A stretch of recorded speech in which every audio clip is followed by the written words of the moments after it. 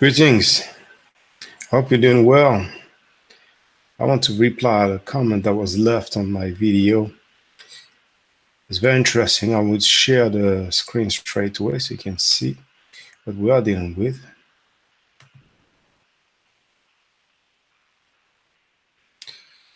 Okay, 1 second. There. There. No, it's not the one. Hold on. Hold on. Get back. It's not this one. It's this one. Make it bigger. So, the title is Don't Watch This If You Believe in the Bible. Here is a comment left by Dana Murphy. She wrote, "Here's what I find to be funny. My black folk love to say the Bible stole or borrowed ideas from Egypt. They also blame the Bible for slavery. But here's the thing. Egyptians were slave drivers. The Bible speaks on it, as well as historians who are experts on Egyptian history. So my question is, since she meant to write since, obviously, S-I-N-C-E,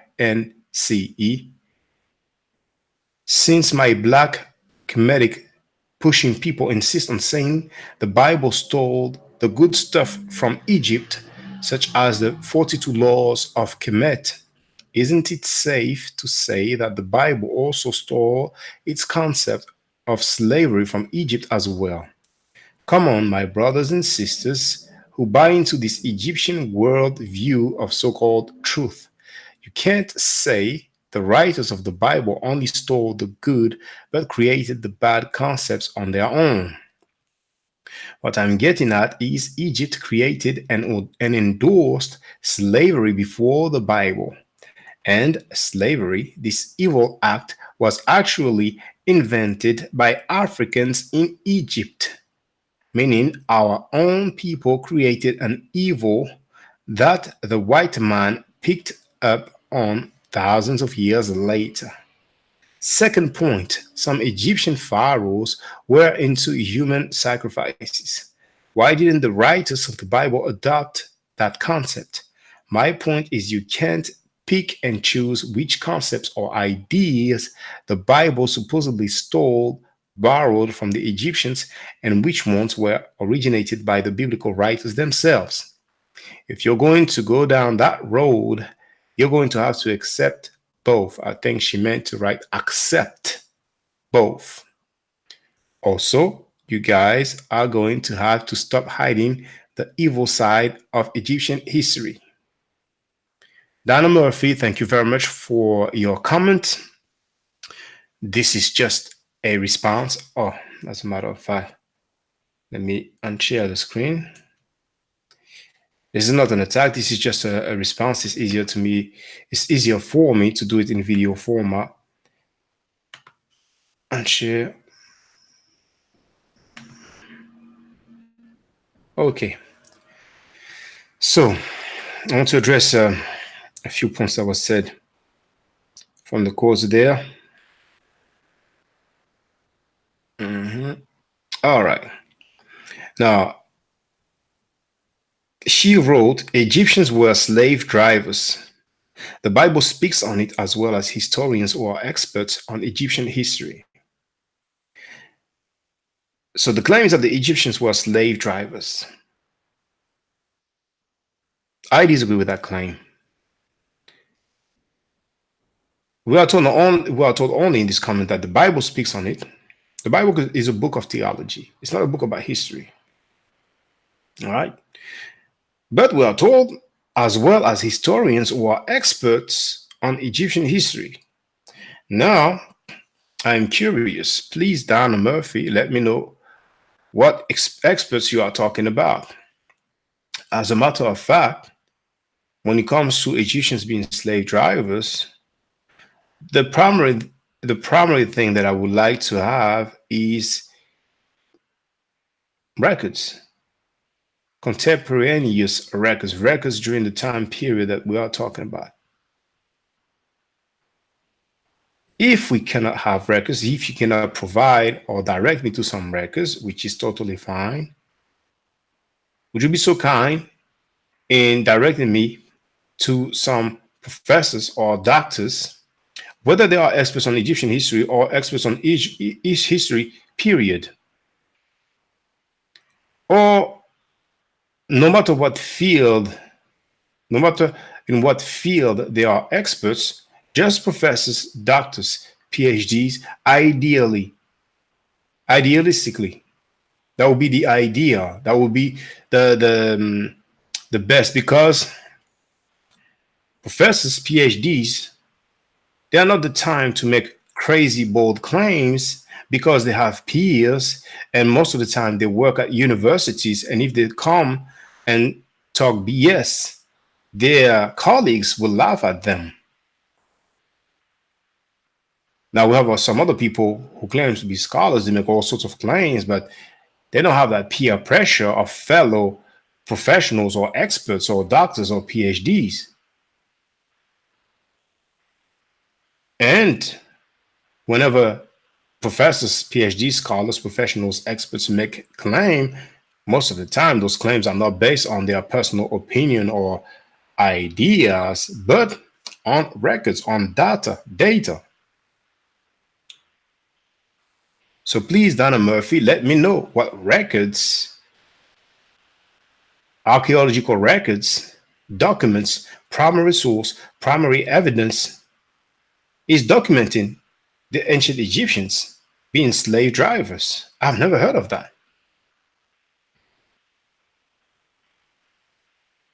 The comment mentions the 42 laws of Kemet. Dana Murphy is obviously talking about the 42 negative confessions. I've addressed that in a video called Kemet and Ma'at.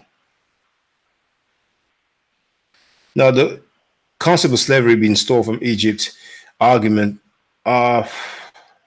we need to deal with the slavery in Egypt first, because for the record, I think it's in my video entitled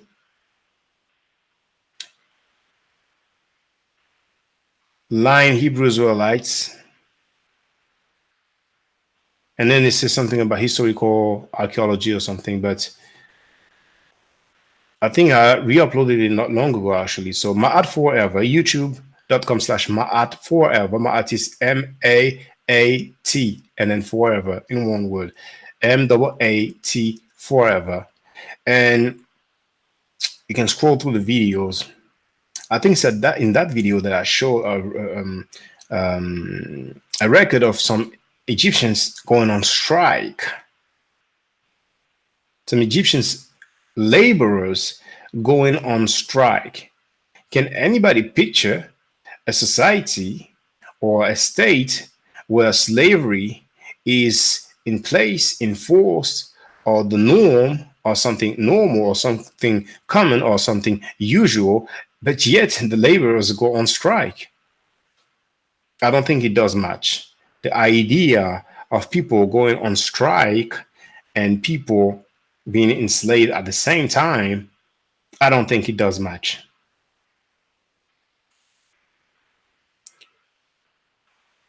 So, furthermore, in the comments, we are told that slavery, this evil act, was actually invented by Africans in Egypt. Slavery was invented by Africans now, and particularly Africans in Egypt. Now, the second point here, some Egyptian pharaohs were into human sacrifice. Same thing as previously. I'm curious. I have not heard of that.